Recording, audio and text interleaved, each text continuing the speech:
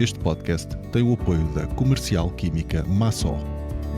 Bem-vindos ao Agricultar, o podcast de conversas sobre agricultura.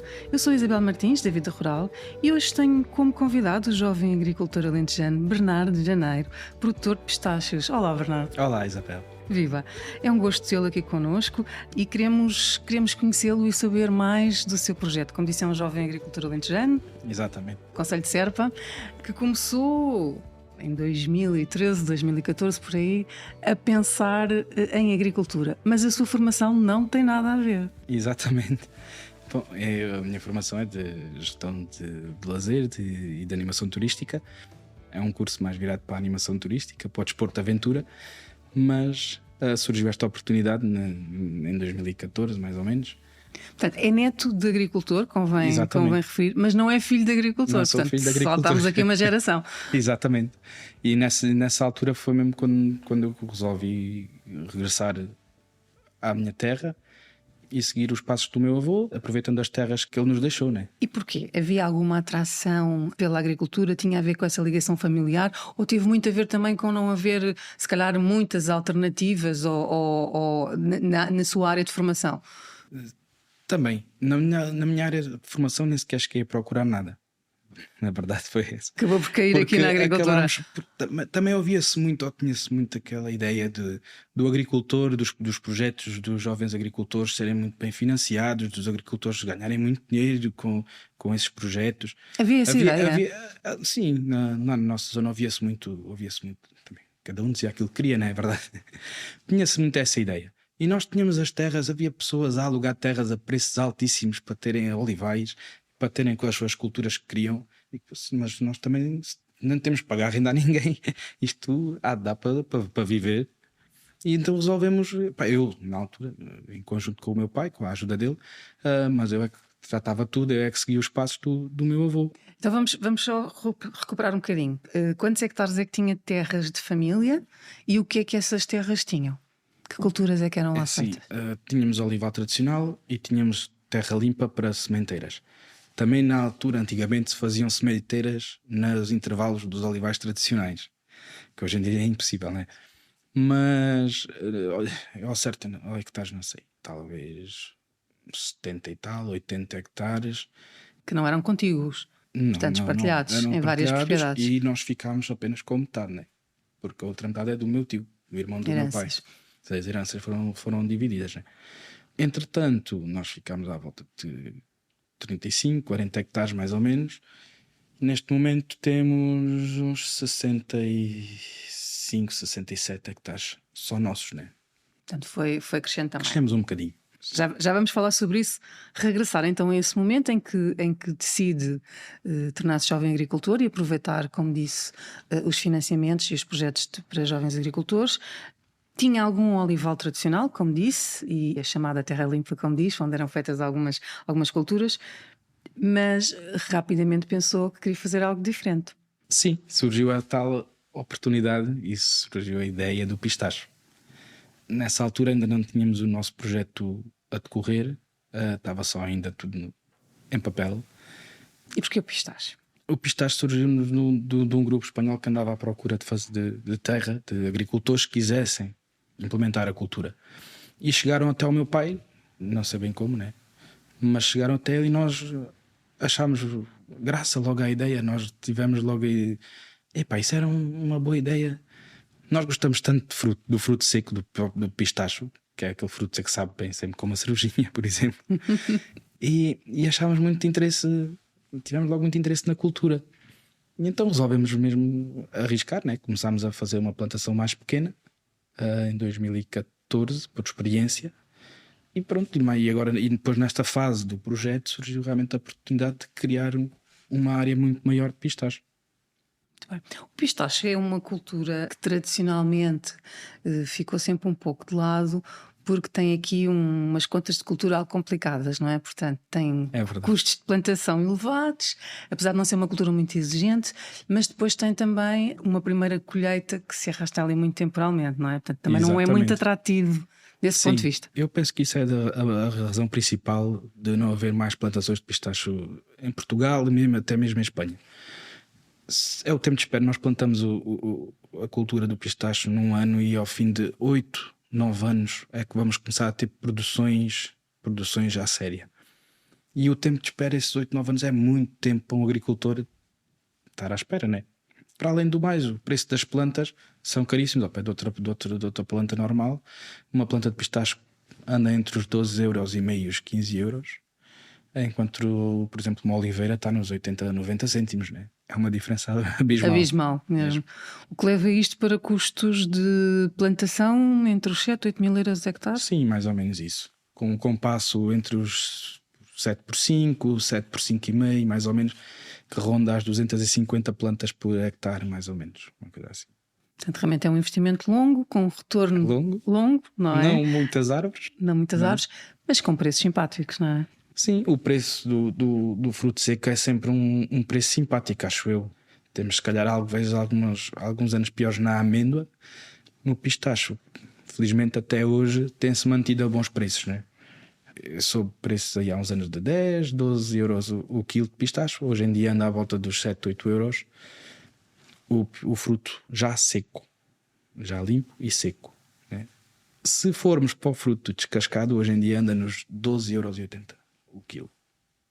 Certo. Portanto, estão aqui preços de facto muito interessantes, não é? O chamada pepita, essa já sem a casca rija, fica muito mais caro, né? Também tem outra mão de obra. Certo. Por isso. Vamos então tentar explicar um bocadinho mais esta cultura, que exigências é que tem. Portanto, no seu caso, estamos a falar de uma cultura regada, não é? Sim, exatamente. As exigências não são muitas, elas não requerem muita água. Nós, os técnicos com quem trabalhamos, dizem-nos que mais ou menos 500 litros por planta por ano, que é suficiente para o pistache se conseguir crescer, desenvolver bem, produzir bem.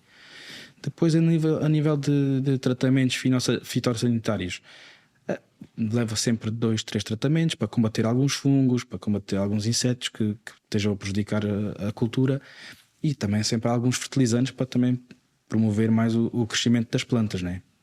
É uma planta muito carente em alguns nutrientes. Carente não, mas todas as plantas têm sempre falta do azoto, do fósforo, do potássio, dos 3 macronutrientes. No caso do pistacho, a maior carência que costuma ter é no boro, e nem é bem carência, é ligeiramente abaixo dos macros, mas convém manter num nível alto para conseguir fazer aumentar a produção, porque o boro é responsável pelo vingamento da flor, do fruto. Se tiver esse nível mais alto, nós conseguimos aumentar a produção. Portanto, convém estar atento a fazer análises de solo e perceber o que é que o solo está a precisar. E foliares, a ver o que é que as plantas necessitam mais, né?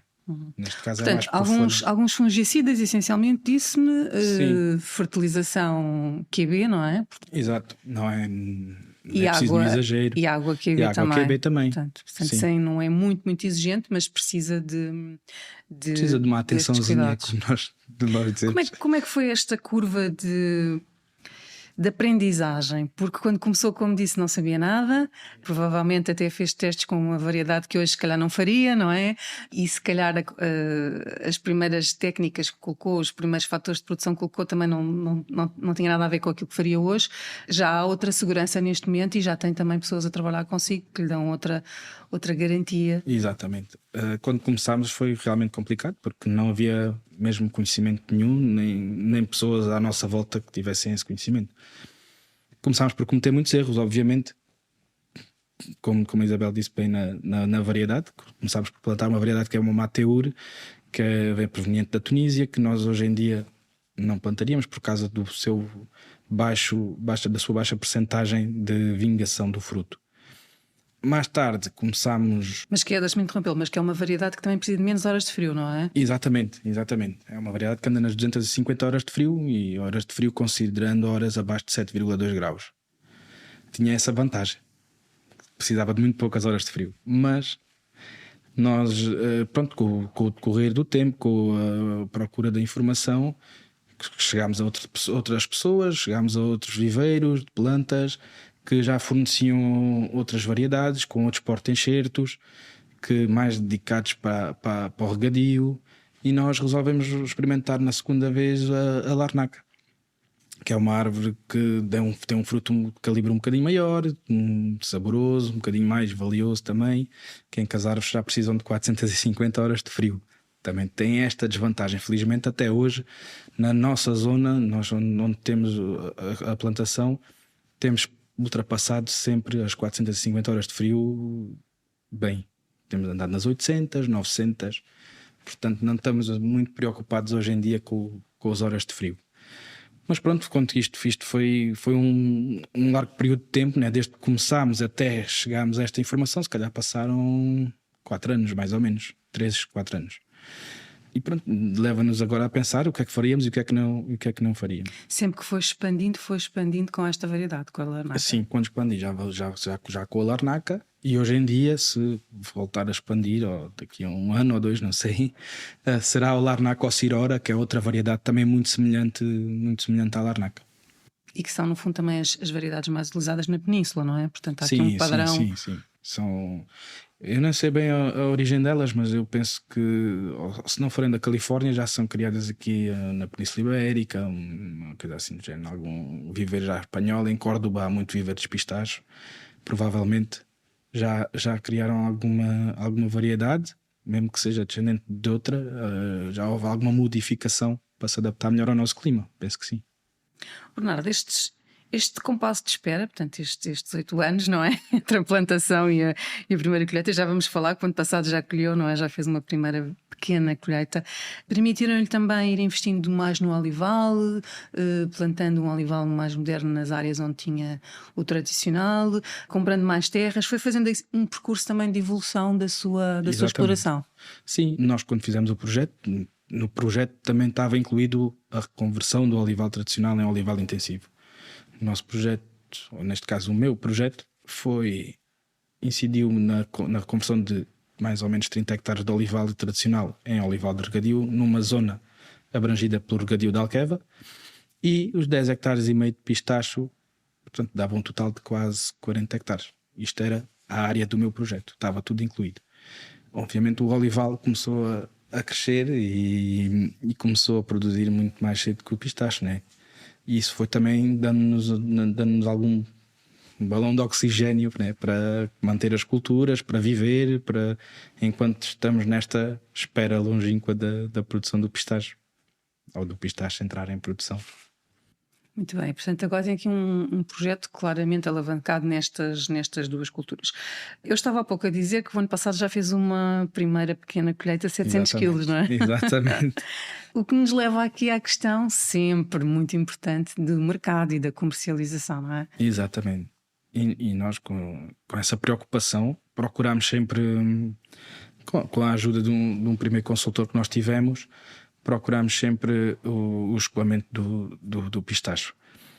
Procurámos e vimos algumas fábricas privadas, né, obviamente, e depois chegámos a uma cooperativa ao pé de Zafra, que é a Extremenha de Pistacho, que recebia o pistacho, que punha no mercado, que tratava, e então resolvemos ir para essa cooperativa. E agora, mais tarde, mais 3, 4 meses depois, resolvi tornar-me sócio dessa cooperativa. Portanto, pertence a uma cooperativa espanhola que escoa no fundo o seu produto e faz o tratamento e que lhe dá também apoio técnico, é isso? E agora dá apoio técnico, fornece os fertilizantes que nós precisamos, dá-nos a consultoria do regadio, da quantidade de horas de rega, de água que a cultura está a precisar, fazem-nos a avaliação das nossas análises foliares de solo, ver quais são os déficits das plantas e fazem-nos as correções todas necessárias para seguirmos no melhor caminho possível, não é? Portanto, sente que na verdade ajuda. Profissionalizou aqui um pouco aqui Sim, nós sua... procurámos um bocadinho isso, tentar obter o maior rendimento da cultura, né? E para isso precisamos sempre de pessoas que saibam o que estão a fazer, e nós começámos a procurar essa consultoria, basicamente. Porque aqui o grande desafio ao longo destes anos foi de facto ter este nível de conhecimento ajustado, não é? Porque é uma cultura relativamente nova, muito poucos produtores em Portugal. Quando eu comecei não havia nenhum em Portugal, não sabia mesmo. Toda a gente com quem eu falava dizia-me: tu és o único, eu não conheço mais ninguém. Pois olha, também não. Mas, Vou ser pioneiro. e foi precisamente nessa altura que eu comecei à procura desse tal conhecimento, ou a falta dele, e notei a falta dele, né? E daí para cá já se passaram, desde a primeira cultura, já se passaram 10 anos e continua a haver um déficit muito grande de conhecimento na cultura do pistache. Em Espanha nós notamos que há uma evolução, né? Um bocadinho adiantados, se calhar uns 30, 40 anos em relação a nós, portugueses, e pronto, já se vai vendo alguns técnicos específicos de pistache, que para nós tem sido uma... Especializados, no Sim, fundo, não é? especializados. Para nós tem sido uma ajuda muito boa, normalmente. E foi isso que nos fez também ir para aquela cooperativa, né? Porque tinham já dois técnicos que estavam só a trabalhar para a cooperativa e a ajudar todos os sócios que, epá, em tudo o que precisasse. Tudo, desde podas, tudo. Eu sei que o Bernardo, por exemplo, tem uma pessoa, um técnico que lhe dá este apoio, por exemplo, com uma experiência quase de 20 anos na cultura, o que é muito relevante, não é? Daniel, o técnico da cooperativa, que basicamente 20 anos que só trabalha em pistacho. Só faz a consultoria em pistacho. Bernardo, para além desta segurança do ponto de vista técnico e também do escoamento, estar numa cooperativa dá-lhe aqui também um plus, que é ter uma remuneração um bocadinho mais interessante relativamente a outros produtores que vendem diretamente para outras agroindústrias ou até para a grande distribuição, por exemplo. Normalmente, e acho que as cooperativas também servem mesmo para isso, né? Trabalham nessa direção. A diferença é um bocadinho grande em termos no preço do produto final. Estamos a falar de 3,5€, 4€ por quilo de diferença em relação a uma fábrica privada. Eu tive preços do ano passado de fábricas privadas a pagarem o pistache a 3,25€, enquanto na cooperativa pagaram a 7,25€. Estamos aqui a falar de 4€.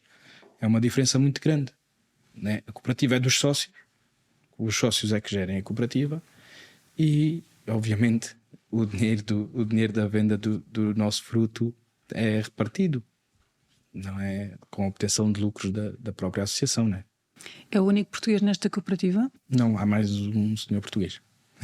Dois portugueses, para já. uma cooperativa com mais de 100 produtores, não é? Com mais de 100 Neste momento associados. tem 108 ou 110 sócios, sim. Exclusivamente de pistache. Exclusivamente pistache. Portanto, também ela é uma cooperativa muito especializada, não é? Uma cooperativa que, pelo que eu percebi até agora, não existia nada do género até o momento, na Espanha. Portanto, também é muito recente, não é? É Portanto, muito recente, uma cooperativa criada... O ano passado foi o primeiro ano que recebeu frutos para tratamento. Este ano há de ser o segundo. Eles estão a trabalhar também para aumentar as capacidades, a capacidade de recepção, capacidade de carga, capacidade de armazenamento. Eles estão a trabalhar nisso e está no bom caminho. Que o ano passado na cooperativa andava na volta dos 40 sócios, mais ou menos, e este ano já estamos nos 108, 110. É um crescimento bom, né? Num espaço de um ano é um crescimento bom. Revela bem também a dinâmica da cultura, quando começam a aparecer já este tipo de cooperativas muito especializadas, não é? Exatamente. Sim, eu já visitei muitas plantações em Espanha, ao pé de Sevilha, ao pé de Granada, e há realmente áreas muito grandes. Muitas vezes as próprias plantações já têm as suas próprias estações de tratamento e o pistache, quando sai do campo, já vai embalado. Muitas vezes isso vê-se em Espanha. Este tipo de cooperativa, este tipo de tratamento do pistache ainda não tinha visto, porque está dimensionado para pequenos agricultores, para pequenas áreas. Há ali para agricultores que têm 1 hectare, 2 hectares, e depois a pessoa, quando a plantação começa a produzir, o que é que vai fazer a 1 hectare ou 2 de pistache, né? E esta cooperativa vai muito nesse sentido e ajuda muitos agricultores mais pequenos.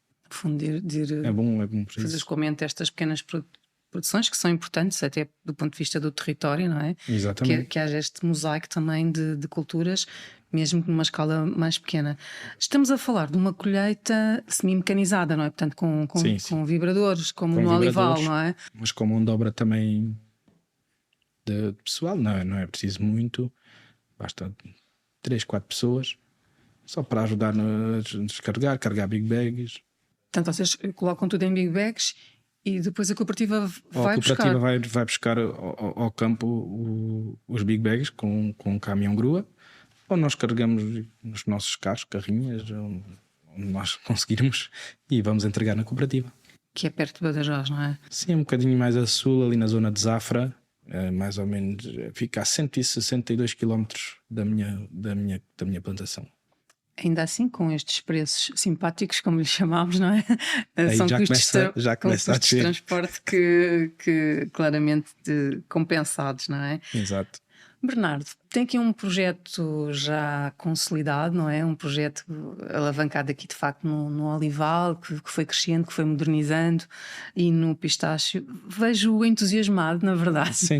O que não é muito fácil às vezes de encontrar um jovem agricultor entusiasmado, mas também já há aqui uma curva de aprendizagem que está feita, há um projeto já longo também, já tem 10 anos de experiência, consolidação, portanto já há aqui muita aprendizagem, muito erro e muita aprendizagem. Também não foi um percurso, pelo que nos contou, com grandes percalços, não é? Mas que expectativas é que tem para o futuro? Apetece-lhe crescer, continuar nestas duas culturas, aventurar-se numa outra?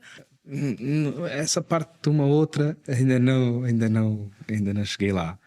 Mas sim, nós no pistache e no olival, sim, penso muitas vezes. Nós no ano passado comprámos mais um bocadinho de terra, mais 5 hectares junto aos pistachos.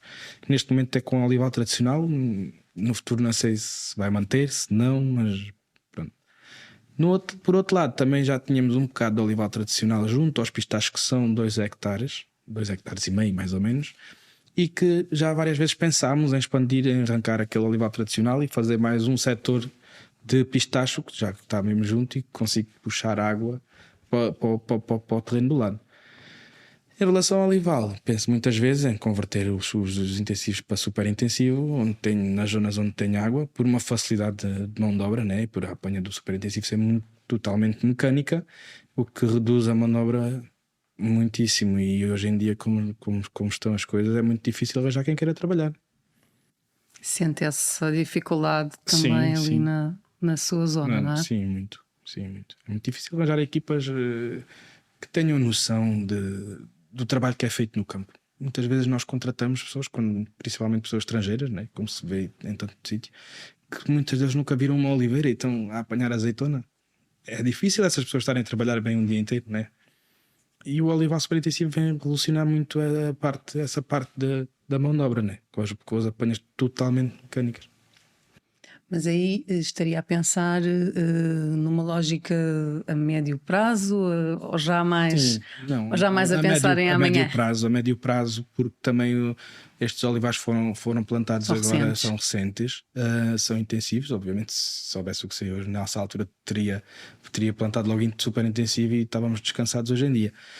Não, é mais a médio prazo, também porque são três olivais distintos e se no dia que eu fizer essa mudança vai ser um ano outro ano outro, ao fim de 2 anos outro, para não estar a perder também a produção que tenho estado a conseguir agora nestes últimos anos, não é? Nestes últimos anos, como a Isabel estava a dizer, é que a minha empresa também ficou um bocadinho mais estável em termos de financeiros, não é? Para depois fazer um investimento num projeto e o que nos estava a dar os financiamentos para garantir o ano foi arrancado e foi plantado novo. Tivemos ali 2, 3 anos mais ou menos sem produção de uma área de cerca de 30 hectares, que para nós faz diferença. Agora está a crescer, a produção está a aumentar muitíssimo em relação também à produção que estava, mas esse período foi o mais complicado, né? Agora está tudo a ficar muito mais coeso. Infelizmente, este não vai ser um bom ano para o pistácio, não é? É verdade. Esta próxima É colheita. verdade. Até foi um bocadinho contra aquilo que eu esperava, porque normalmente as culturas, quando começam a produzir, começam nos primeiros anos, aumentam sempre a quantidade, e no pistacho não é assim. Mais uma novidade para mim. Então, juntando o ano passado, que foi um ano da primeira produção, um bocadinho tímida, Os tais 700 quilos que os tais falava, 700 não é? quilos que falei. Que dá menos de 100 quilos por hectare, Exatamente, não é? numa área de 10 Considerando a hectares sua e área. meio, considerando a minha área, dá menos. E juntando isso com o primeiro ano de produção em que as árvores sofrem um bocadinho com o fruto, né? Entram um bocado em exaustão, só isso já faz com que no ano a seguir possa não existir produção de pistacho. Juntando a isso a falta de água da chuva do ano passado, a nossa grande seca, aumentou ainda mais o não haver o fruto este ano. E então as árvores com a seca começaram a produzir muita rama, a crescer e criaram muito pouca gema de fruto, gema de flor. E então este ano vê-se muito pouco pistache mesmo.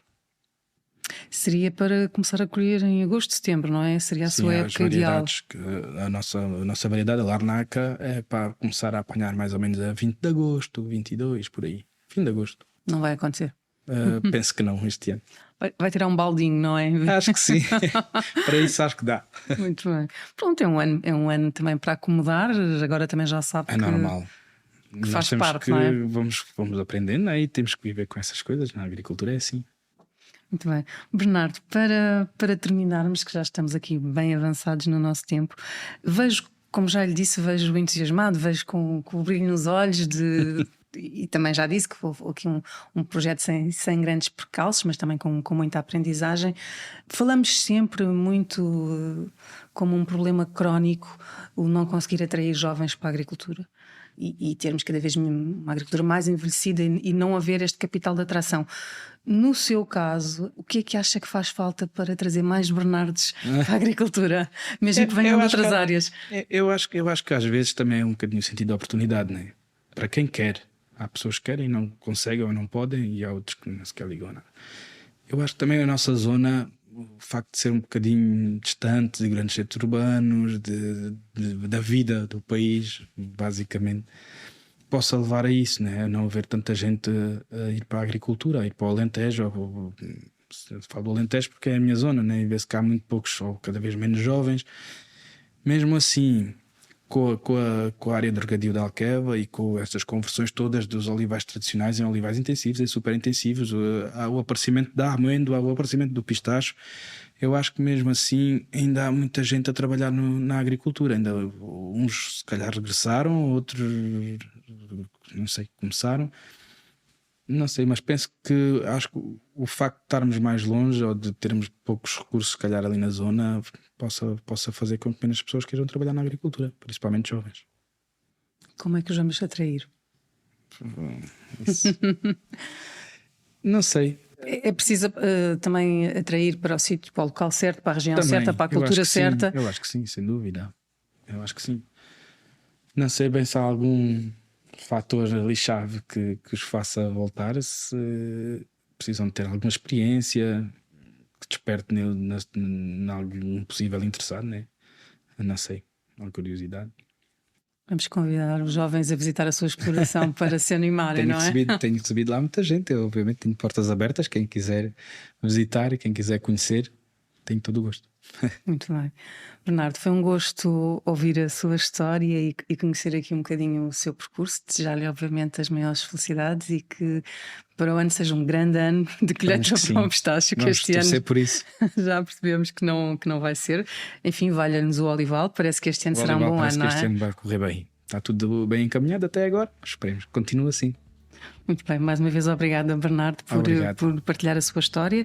O Agricultar fica por aqui. Já sabe que enquanto espera pelo próximo podcast, pode acompanhar a atualidade agrícola no site da Vida Rural, nas redes sociais, na nossa newsletter ou numa banca perto de si. Até ao próximo Agricultar. Este podcast tem o apoio da Comercial Química Massó.